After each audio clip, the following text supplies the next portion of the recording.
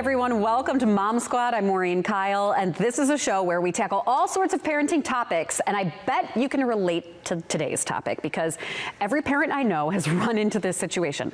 Imagine this, you and your best friend have babies at the same time. This is amazing because you know deep down that they're obviously going to be besties too. But then, as they get older, maybe those play dates don't go so well, or the kids aren't getting along, or maybe one bullies the other. It's devastating because you want them to have the same connection that you and your friend do, and it's also devastating because sometimes it drives a wedge between your friendship. So in a few minutes, we're gonna get advice from relationship coach Kathy Dawson. But first, let me introduce our moms today who can definitely relate to this. We have Danielle Wiggins and Jenny Jordan. And this is one of those topics, when I brought it up, you guys both were like, oh, yep, this happened in my household. Yes. So Danielle, it happened to you? Yes, multiple times. Yeah. But I would say, you know, me and my good friend, she had her daughter a year ahead or a few months ahead. And so we were always inviting to the other's birthday party. They're all in the photos together. In fact, they got baptized together. Oh, wow. Yes, but then after COVID, it's like, well, what happened? Why don't you talk to such and such? Oh, we just don't talk. I mean, we're not like, we don't not like each other. We just don't talk, you know? And so they are like, you know, just separated. And it's like, oh, what happened? Yeah. And so, yeah, it makes me sad. It is. It's hard. Jenny, did you ever have like a fight or anything? Well, I think it's, I mean, I think it's just their different personalities that come out, you know, and I think it's interesting too. You think, you know, you and your best friend, and then you realize, oh wow, me and my friend have very different parenting styles. Good you know, point. especially like I know, you know, I have different friends groups, right? Like I have friends that date back to high school, and they're, you know, my closest friends at my weddings. You know, I have friends from college. I have what I call like my mom friends, and my friends who I'm friends with because their kids and my kids are friends. Right. Yeah. And so it's interesting how kind of your friendships develop and grow. You go closer and apart from the way that your kids' friendships develop, you know? So true, Jenny, because there was a couple that my husband and I, we really wanted to get to know. We really wanted to hang out with. My husband, he like really connected with the dad. Yeah. But our kids didn't get along, so that put the kibosh on that relationship, unfortunately. Yeah, we had really good friends, and one of the reasons why when we were talking about, you know, do we do this topic, we had really good friends that their kids were just slightly older than my oldest. And so then when she was like the young kid and we were all getting together, it's like, this is great. Let's all on a Friday night, we're gonna hang out. We'll let the kids play in the backyard. Well, she started to get picked on. Yeah. And then I didn't know what to do. And so that mama bear in me, I was like, well, we can't hang out with them. And it was an uncomfortable situation. Like, what do you say to your friend? Do you say, hey, your kid, you know, pushed my kid down? You know, it's sort of like you get into that, you don't want to be accusatory. You know how people feel about it. It's never my kid that's doing anything wrong. So you get into this sticky situation where it's like, so do you cause a fight with your friend? What I did, I just avoided it, you know, and then all of a sudden I was like, why don't we go out, why don't we get sitters and go out to dinner? That's another. Why don't we, you know, oh, we can't make it. Or there was even one time that they were having a big get together and I left, especially my oldest, I left her at my mom's house and I was like, oh, she had a birthday party. I lied. I said she wasn't available to come and I brought the babies, you know? So I don't know if I handled that in the most mature way. There's better ways to handle that. And so I actually got a chance to talk to Kathy Dawson, who is a relationship coach. She's great. And she had a lot of great advice for this particular situation. So Kathy, one of the situations that I think everybody goes through, I mean, at least as we've been talking in our newsroom among all the producers and reporters and everybody, when you have kids and all of a sudden the kids aren't getting along. And how do you navigate that? Is that a pretty typical situation, would you say? Yes, because kids are kids. Yeah. Right? They don't know any different. I mean, you've had a nice, perhaps, friendship with this person, and then all of a sudden you both have kids together, and you think, oh, we're going to raise our kids together. This is great. And then all of a sudden the kids aren't getting along. And it depends on the age. You know, if they're 2, forget it. You know, you have to remove them from the situation. Yeah. What ages are you thinking about as far as are they? I mean, I'm along? thinking whenever this comes up, it might be even skewing a little bit older. As I've talked to friends, and you know, just when they start to. Well, I remember some toddler situations where it's not as young as 2, but maybe 4 or 5, where just a lot of kids around, and you know, kids are ganging up on one kid, or you know, the kids aren't getting along, and you're trying to sit there and enjoy yourselves the way you were before you had kids. Right. And now, and I feel like as I've talked to people, that mama bear comes out. Of course it does. Yeah, because you want to protect your child. That's right. And it gets complicated, and then how do you talk to the parent about it? And you don't want it to ruin the friendship. No. So, you know, you find a time to have a conversation with your friend, separate from the kids being there. Yeah. And you say, you know, I'm noticing some things. I just want to check in with you. Have you noticed anything?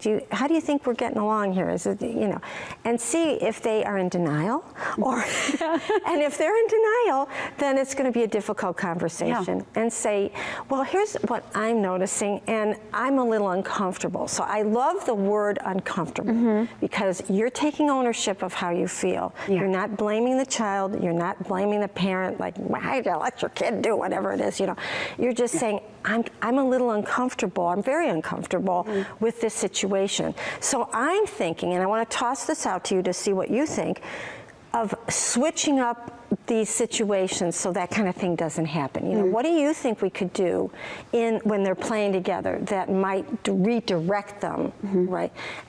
Get the other person to have buy-in on the idea, and see what they say. Yeah, I think you mentioned 2 different directions that this could go, and I think any parent has dealt with both, where it's you approach that friend and say, hey, let's chat. You know, I'm not comfortable. This is what happened. And then there's the denial. And then there's the, yeah, I noticed it too. What can we do? So what do you do? Is it a losing battle no matter what if it's denial? Let's go through that first. Oh, yes. I went through this when I was in my 30s. I had a next door neighbor who had a child, and they were just getting into trouble, right? They were doing things that we don't. And I said to this woman, I said, you know, I'm feeling like let's take a break a little bit with our kids. Let's just give them some space, because I'm seeing that they're getting angry with each other, and they're doing things that when they're not together they don't do. Right. That didn't go well. Okay. Did she push back? Did she say, well, not my kid, it's yours? Yep. And I said, well, and it very well may be, but I just think having some space a little bit, let us cool it down. And we weren't real close friends, we were more like neighbors, and that didn't really go well. And oh well, I have to look out for my child. Yeah. And so, again, it's about how you approach someone and giving people options. Like, let's just give, this option is to take a break. And let's try it again, right? And hopefully the person's open. If they're not, that says more about them than about the situation. You know, I mean, you can't pound a square peg in a round hole. You can either just present it, and if they're not open, then, well, you got to reevaluate this. Yeah. And what if it's a close friend? I mean, for you, it was a neighbor. Yeah. You know, I've had that situation where it's just, you know, another parent that I know, but not a super close friend. And I've also had the situation where it's a close friend, and so you don't want to hurt that person's feelings. But if it's a close friend and they're like, well, it's not mine, yours is doing this and this and this. Well, this will really test the friendship. How close of a friend is this? Okay, so so you're going to be able to say, again, I don't want to say anything to offend you, and I'm not perfect as a parent. I'm not blaming you in any way, but this is what's happening that I'm noticing. Do you see it at all? If they say, I don't see anything, I think your kid's the problem. Then you're going to have to say, you know, I'm feeling blamed, and I'm feeling like my child's blamed, and I'm really not. That's not working for me. Yeah. And I really don't want this to affect our relationship. But honestly, if it does, is that? I mean, you got to say, is this a friendship? Right. Yeah. And that's hard too, because then then do you quietly take a little break, or do you start to offer up, hey, let's get together, we'll get babysitters, and then we go out to dinner? Like, yes, is that it? You continue on the friendship without the kids? I would, yeah. I mean, why does the friendship have to go down the, you know? I would do that. And if the person's open, you can say, let's brainstorm some ideas, because we'd love to have our kids grow up together. And if that doesn't work, then maybe it is we remain friends and our kids maybe hang out with other people. Yeah.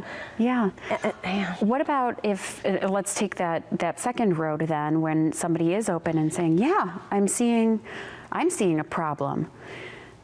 Is there a way to go about, you know, now you and the kids, parents and kids, now have a conversation or having a plan, obviously dependent on how old the kids are. Right. But what kind of guidance do you give to the kids, and then conversation you have with that parent? I would start with the conversation with the other parent, and I would say, I'm wondering if we could brainstorm some ideas on how to handle this. I'd go so far as to get a legal pad and a pen and have one of you be the scribe. And you just say, okay, where's some ideas? And you make as long a list as you can, and then say which ones maybe aren't realistic, cross it out, and then what do you have? You prioritize, and you say, okay, one of them might be, let's sit down with our kids as a team together. Maybe it's, let's talk to our kids separately and then check back with each other. But one way to solidify the friendship is to say, let's work as a team on this. Yeah. Right? We're in the same boat. We have kids. Yeah. And that way it binds you rather than separates you. And then is it a constant conversation with that parent to make sure, hey, are we still on the same page? Hey, things went well this play date. I would say, you know, after each play date, let's touch base and say, what were the successes? Yeah. Was there any progress? You know, and build on, you want to make it a positive thing rather than, well, what happened wrong? You know, things are going to happen, they're kids, but what were the successes or progress? And it's progress rather than perfection. You know, we're not looking for perfection, we're humans, things are going to happen. Look for the progress. Yeah. And then you feel like you're on the same page and you're working together, because you want your children to have healthy, good, solid relationships with other kids. Yeah. And then let's go back to even the expectation.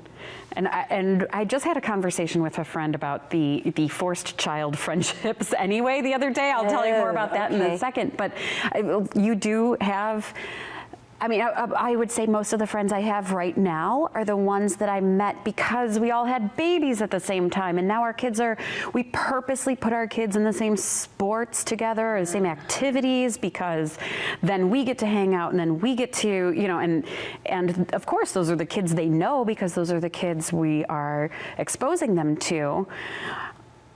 But does that sustain? I mean, that's one of those friendship models that might not last a lifetime. It's a crapshoot. Yeah. You know, you throw your kids into a group and you think, oh, they're going to be best friends forever, you know, like the big chill kind of thing. Yeah.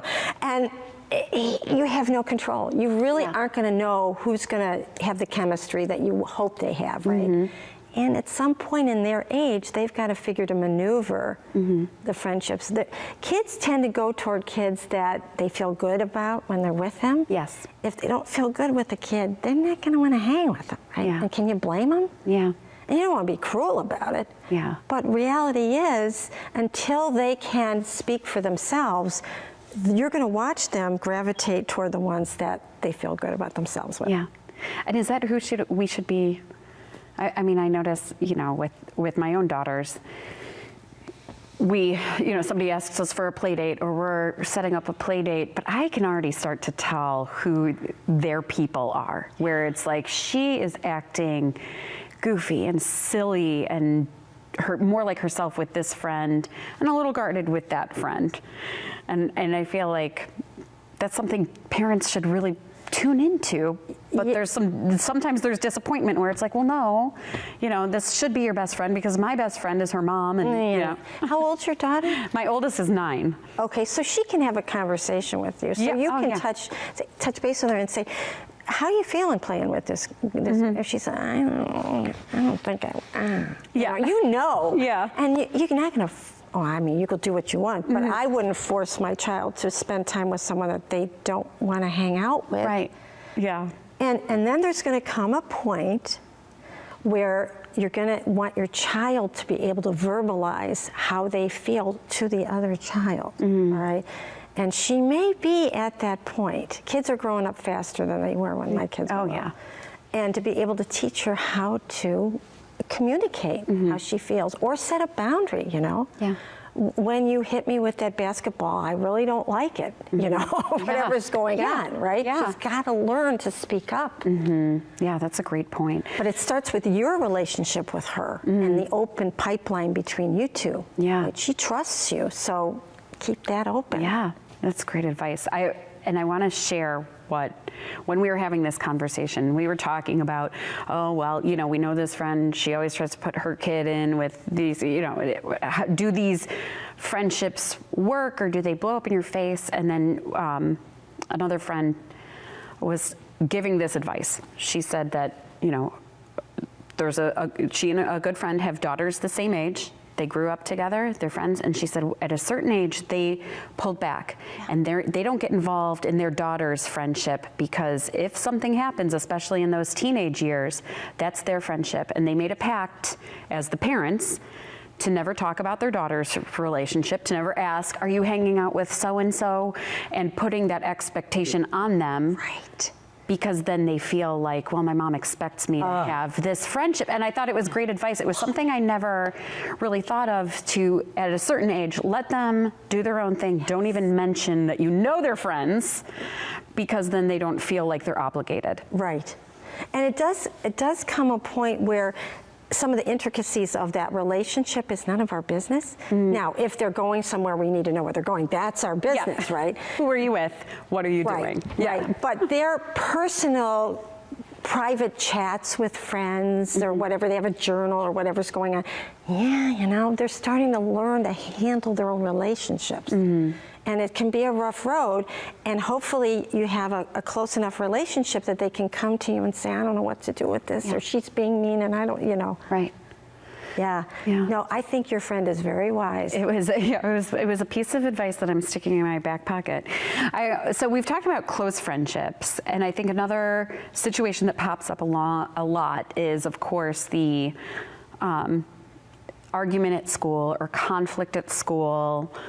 Then you have to reach out to that parent, because a lot of schools now, they tell you, well, first line of defense, you contact the parents and tell them, you know, that child pushed your child, or that child was bullying, and they have you reach out to the parent. Interesting. I'm out of the loop on this one. It used to be that the teacher observed it and then would call the parent and say, hey, I watched this happen in the classroom or on the playground.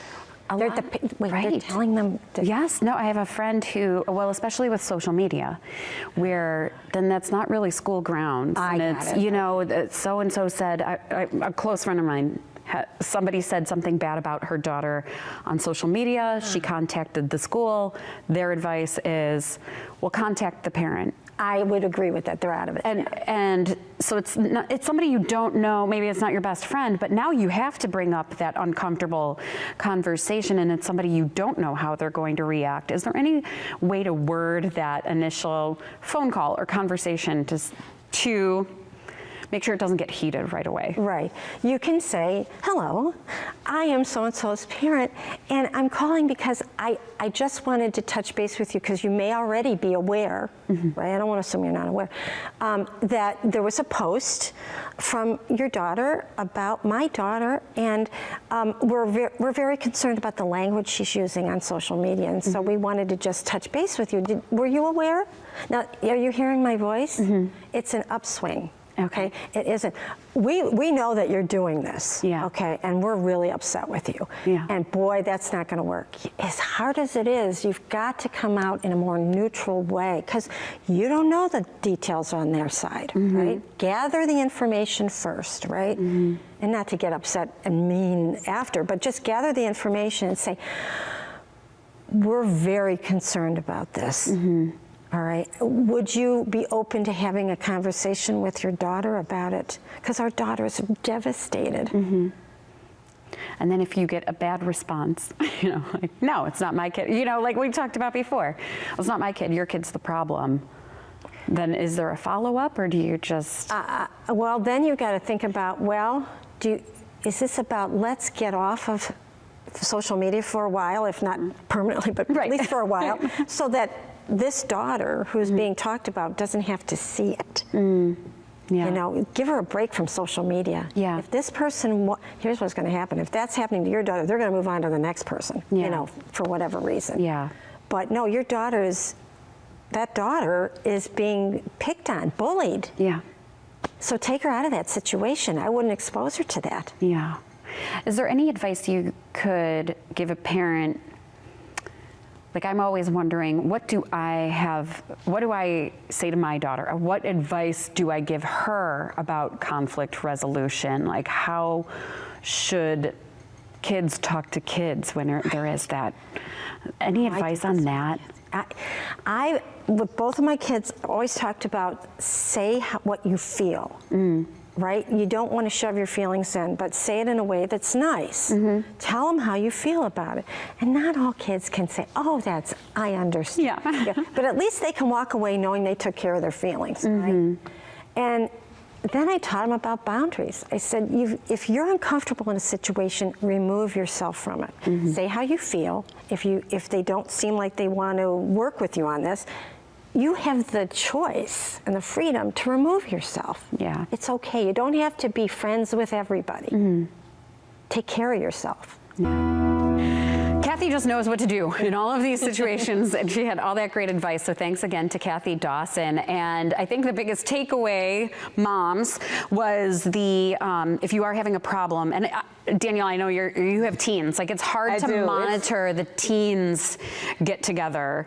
It's like you have to exert self-control. And I said, they have to do this. They have to learn relationships and dealing with them. And I can't control who they choose as friends. Even though I want them to be friends with this person, it would make my life so much easier. Right.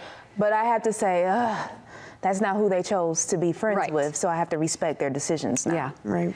And then I know I just had friends who, there was a squabble, and I was like, I just talked to this relationship coach. Let me tell you what she said. You guys need to sit. And what I noticed was they weren't watching how the kids were playing. And it was two of the boys were just being more physical in their play. They weren't fighting. They were but somebody was always getting hurt. And then they were coming home with different stories. And so then it was like, my friends, my friends were going, you know, well, that one's wild, or that one is too rough, or whatever. And it's like, I think you guys need to sit down and watch how they play, because it was two different stories. So Kathy's recommendation of sitting there, you don't have to be involved with them, but sit and watch and see how it goes and talk about what went well, what didn't go well, what did you notice? And I think if it was my kid constantly, when they come home from recess and say, oh, well, so-and-so didn't let me play, and I wish I could be there at recess to see, because I'm like, am I getting a biased view of what actually happened? Is this my kid taking something personally, but what did she do? Good point. And how did she react?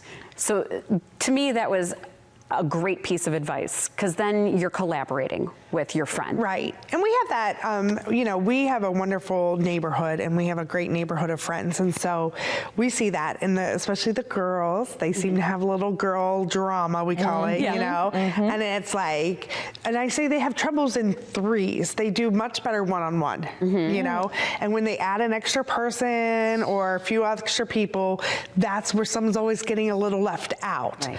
And it's like they all take turns being left out. And so it's reminding them, how did you feel that last time when you were that person getting left out? Yeah. Why don't you include that, you know? Yeah. And so it was like one of those things, it was like, I was watching, and it was my daughter getting, you know, maybe like this time around, it was my daughter being left out, say. And I was watching, and I really didn't want to say anything, same thing, like, you know, I was like, I don't know, did I say something? I was just kind of, you know, monitoring it and kind of like seeing, and I asked my daughter, I was like, do you want me to say something? She's like, no, I don't want them to get in trouble. You know, that was sort of her take on it. And so eventually my friends actually were like, what's going on? Like, she's not really like, because my advice to my daughter was, we'll go find other people to play with. There's lots of kids, so find someone else to play with. If you're not liking how they're treating you, you don't have to. Go play with someone else. Right. My daughter writes them off. She doesn't even talk to them. I'm like, well, that's not necessarily what I meant, you know. But but then it was my friends approached me and they were like, hey, we've noticed that. What's going on? And I was like, well, she was feeling a little left out. And then I thought about it. I was like, wait, I want to model the friendship behavior I want my kids to have, right? So it's have an open dialogue with my friend. Like, hey, Bethany's feeling a little left out, Yeah.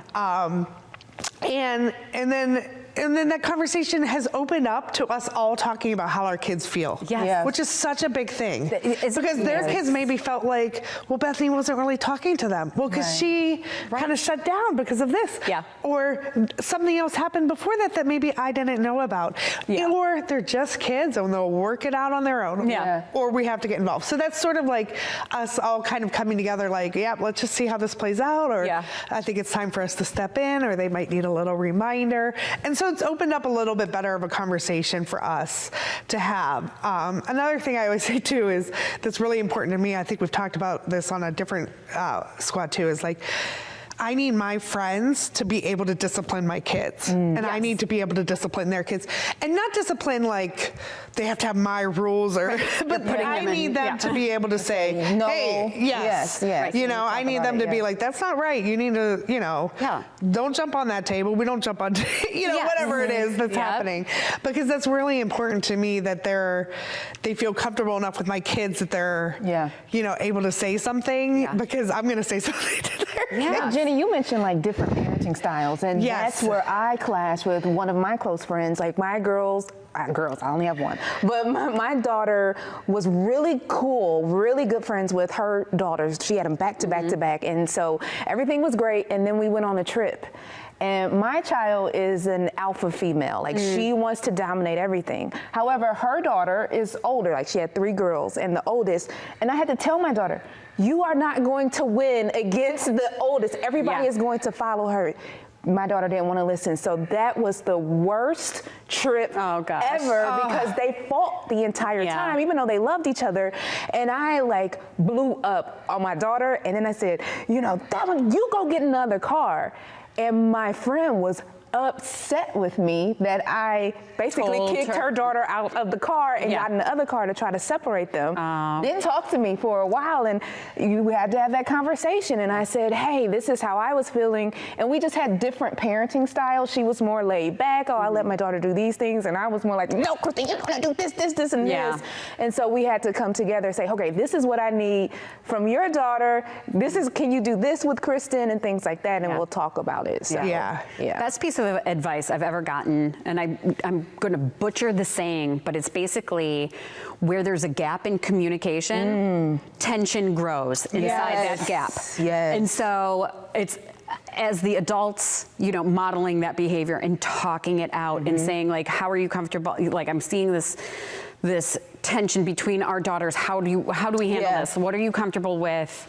I want them to be friends. I want them to get along, whatever that is. That's just, it's a very mature approach, and it's at least something you'd hope that another adult would be receptive to. But I tell my kids all the time, you can't control somebody else's feelings or their thoughts, but you can control how you handle the situation. So, and I think Kathy set us up perfectly for that. Next week, while we're on the topic, of butting into our child's friendships here, one of the other biggest questions and topics that comes up all the time is how do you handle and how do you help your kid through conflict resolution? Because when they're on the playground and it's, well, so-and-so said, I can't play with them, or, they're more like teens and now they're getting left out and they're fighting with their friends. How do you get involved? How much do you get involved? Do you get involved? And how do you explain to them how to talk about it, right? Good one? I got a pen and paper. Give me it all. I need One of my absolute favorite experts on Mom Squad, Dr. Kim Bell. She's joining us next week. She's great. She's one of the reasons why I started this, because I wanted everybody to have her entire interviews because she has such great advice. So she is next week talking about kids conflict resolution. So thank you, moms. Thank you, Danielle. Thank you, Glad to be Jenny. here. Thanks to all of you for joining us here on Mom Squad. You don't want to miss next week's. We'll see you next time.